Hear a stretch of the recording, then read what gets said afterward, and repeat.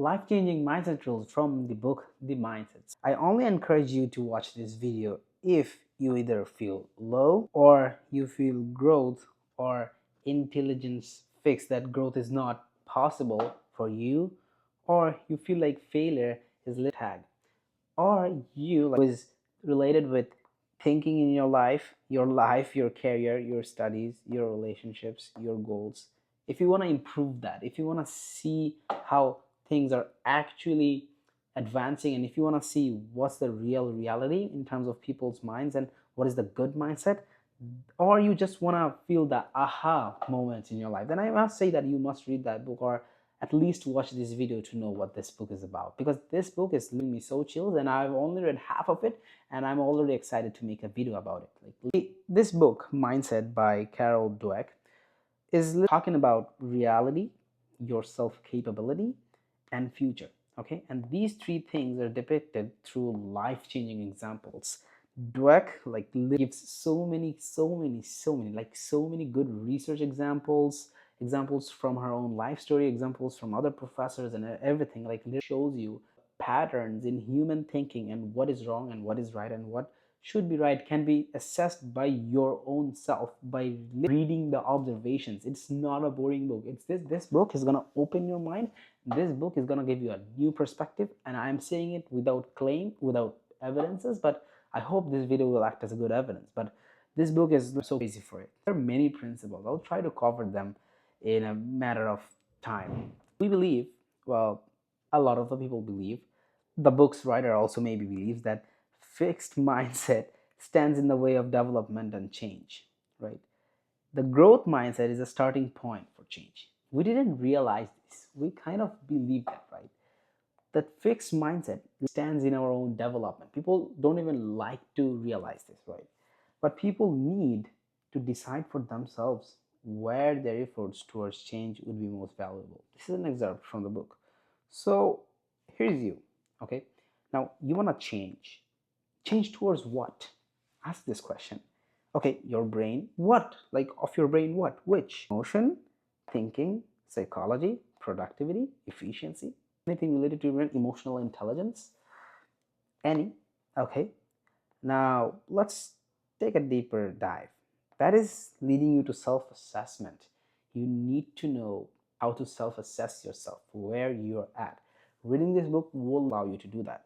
Now, that connecting belief is that the enemy that we have is that believing that your qualities are carved in stone is something that is very evident. You feel like, okay, I can maximum score 90% on this mathematics exam because that other topper guy in my class has always scored 99 and he is capable of that. My mind, my brain is just not capable of that. Yes, I understand. Yes, there are different abilities, but like, if you really feel that your brain or your mind is extremely fixed, then I must say you have a fixed mindset, sadly or partially.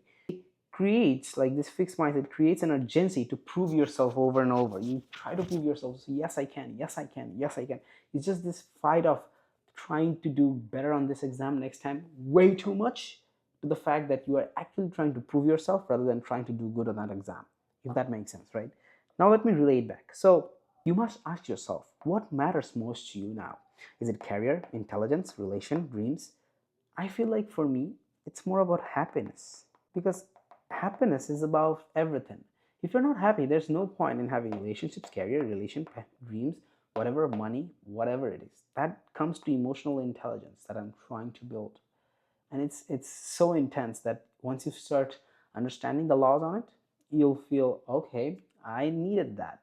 See, that's you. Now I'm looking to another thing. Do you have a fixed mindset? Is it a yes or no? There can be questions like this that can be answered with yes or no's, but also like separate ways as well. So for example, this one, like, you believe that qualities are fixed. You believe that, okay, I am only a fixed amount of smart at this specific thing.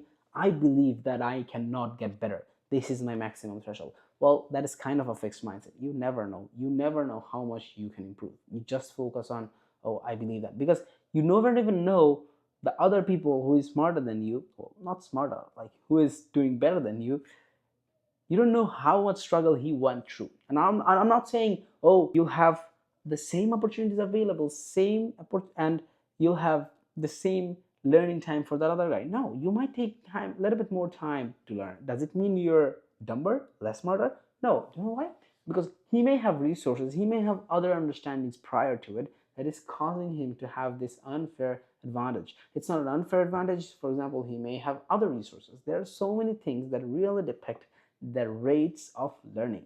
So don't compare. Don't compare, right? You'll not be happy. Secondly, you believe that you are lesser than some people and trying won't work. You feel like, okay, if I try more, that won't work. That's kind of a BS. Trust me, that's kind of a BS. I've seen people, my own close people, went from bad results to good results literally in a number of months, and they believed that they couldn't do it, but they could believe at some point, and that belief has led them to success after quite a few months of hard work. It's just that it takes time to get that way. Okay, then this thing makes more sense for me to learn. Like, you need to find what catches in your mind. That makes sense, right? See, okay, you see the enemy, and that enemy is like the fixed mindset. You feel like there's an urgency to prove yourself. You're always grinding for that extra work, right? Always. Like, for that one mark, you're wasting your sleep. You're just like, I didn't do that. I still don't do that. I know I wake up, I still work a lot in university and is trying, I'm still struggling in university, but I don't fight for one mark. I fight for a lot of marks. If it's like a one mark and I have to wake up, no, I'm not doing that. At the end, you'll have substantial better output in so many other things in your own personal life as well, instead of trying to focus on that one nitty-gritty mark. Does that make sense? Right? So you either feel, when you're in a fixed mindset, you either feel inferior or superior. If you're feeling superior, oh, you always feel like, okay, I am smart, I can just go and do this math exam always without preparing so much. Yes, there are guys like this, and people think smartness is being able to do things without effort, hard work. Well, who told you that? I mean, that's the second enemy right here. See, you're making yourself afraid of mistakes. And when you don't have, okay, this is wrong, this is right, this is wrong, this is right. When you don't have this flowchart in your life, you're actually in a higher position than others. Let's say you do good math, but do you think you are growing as a person, as an individual? I don't think so. You have to accept things. You have to understand that, okay, my life isn't perfect, neither is others, and no one is equally like smart if we assess by the same amount of things. Einstein said that if you judge a fish by its ability to climb a tree, then you know what's coming, right? Like, yeah. So you're afraid to make a lot of mistakes, and if you make one mistake, the growth, like the fixed mindset people think like, I have failed.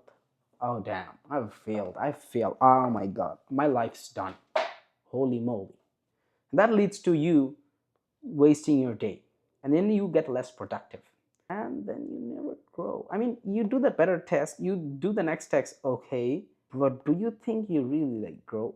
Like, my point is, like, if big businessmen have built big billion-dollar companies, knowing that they say all the time that they have made more mistakes than everybody else, doesn't it always, like literally always give a good indication that not all failures are failures? Yes, a very, very, very, very, very bad consistent failure is a failure, but like, if you try to make different mistakes every day, not on certainly exam, but like trying to have a different perspective of, okay, if I think like this, then that will happen. If I think like that, then this will happen. How about that? How about that? In a span of 10 years, I believe you will stand somewhere that is so different from the people that you're inviting. Oh, they get 10% more than me. Trust me, guys, put your trust in yourself, right? And the person with the growth mindset thinks that, how can I do better? That's how he thinks. Better by 1% every single day, every week, every month. It's okay. It's okay. Better, right? Better. Now, I'm connecting the idea of self-assessment to this excerpt from the book.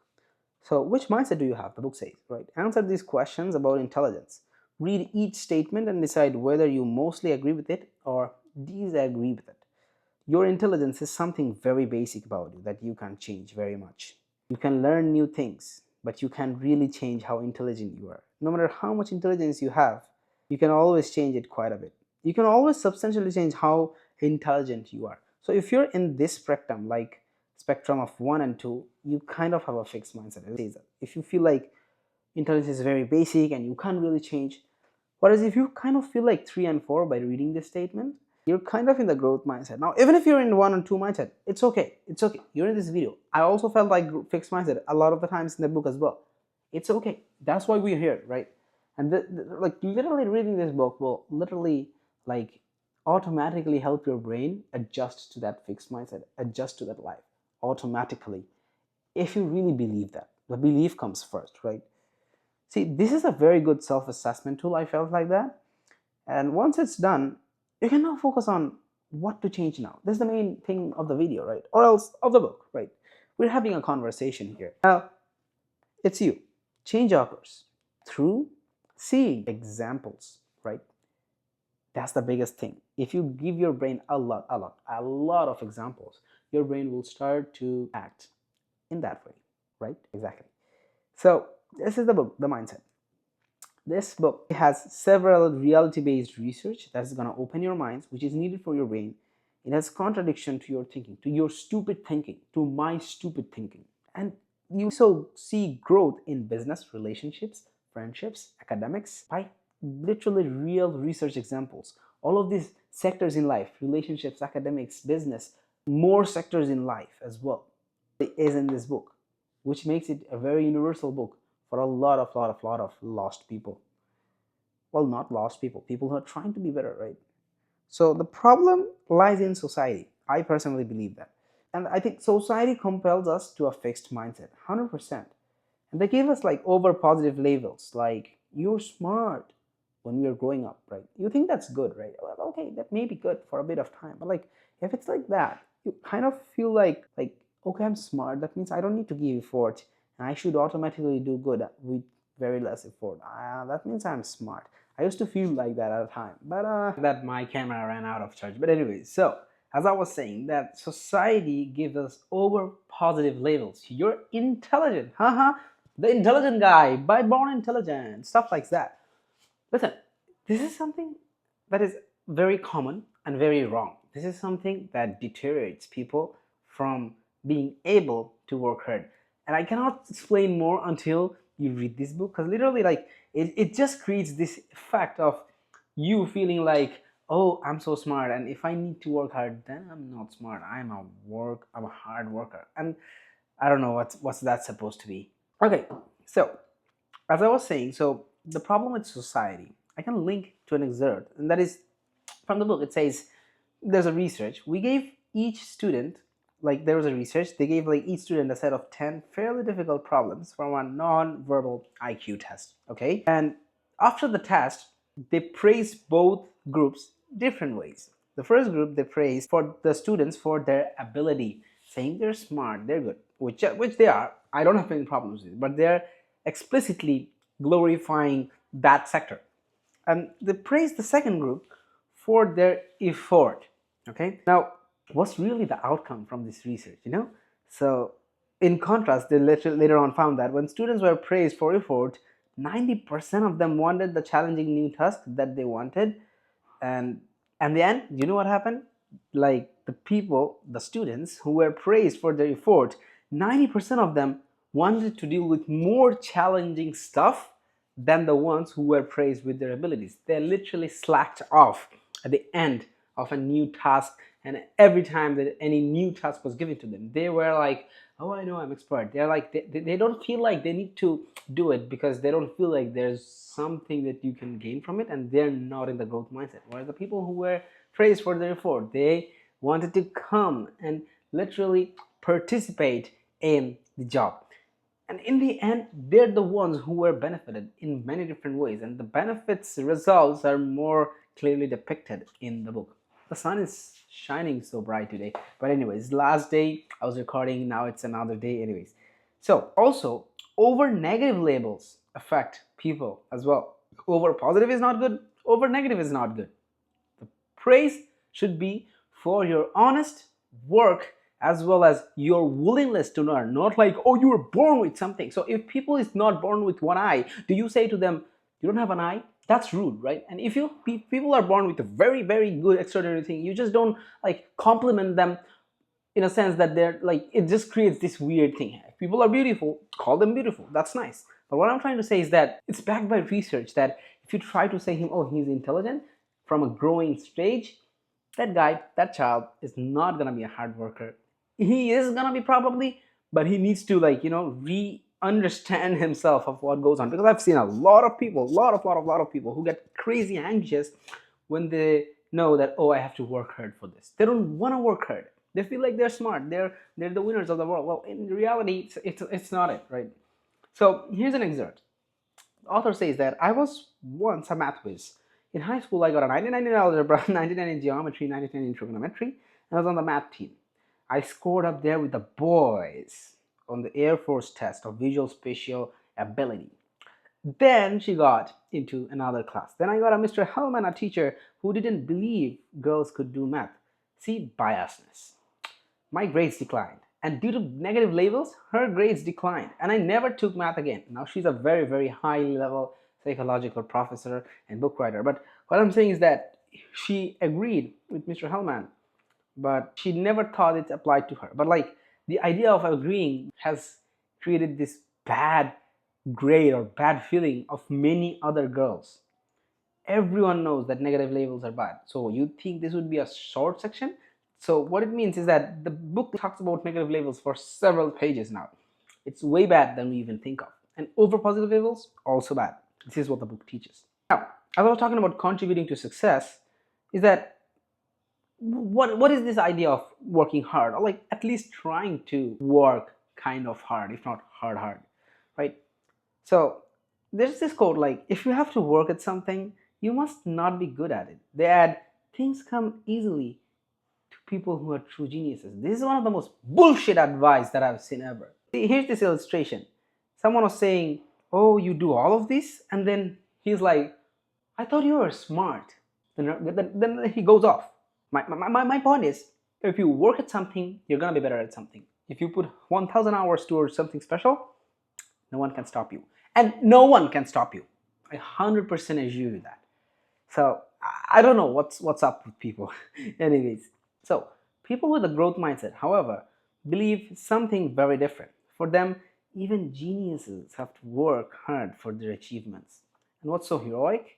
They would say about having a gift, they may appreciate endowment, but they admire effort. I try to admire effort, and you should as well. This is mentally healthy for your brain as well. Not as well, oh, I'm growing, I'm in the growth mindset. No, what I try to teach in YouTube comes from my heart now. Back then, I used to create videos that had no value, but now I try to read through things that can apply to my own life, and I try to share things. I know that I don't make the best editing because my time is so constrained. I'm a university student, but like, my love towards growth mindset related books, towards psychology, towards things that makes people's lives better, towards things that makes your emotional intelligence better is the main goal here. So I think this is really the part of the gist of this video, of this book. So how do you change? That's my question. That's your question as well, right? How did I or anyone other who tried to change or have changed, how? So you see, these represent, like these this thing represent all these examples and realities. Okay, now continuously, if you feed those examples and realities into your own brain bit by bit, I'm talking about long-term thing. It's not like, oh, mimicky thing, if you watch this video you're set. Not really. It's a process, at least of 3 to 5 months of process, if you really want to change, if you're a genuine believer in that. If you fit those examples and realities into your brain and reconstruct your perception and ability and thinking process by seeing other very big examples, and you will slowly get exponential growth. Very slowly. It's gonna go like this, and like this. It's gonna be faster than creating a YouTube channel, but if you give 6 months to it, I can guarantee you 90% of the things will change if you put your mind and love towards it, all right? And you need to feed those stuff into your brain. That's the main point, okay? Now, I think growth can be intrinsic or extrinsic. What is intrinsic growth? So intrinsic growth is through changing the mindset that will give you success. And extrinsic growth is like through direct, strong effort.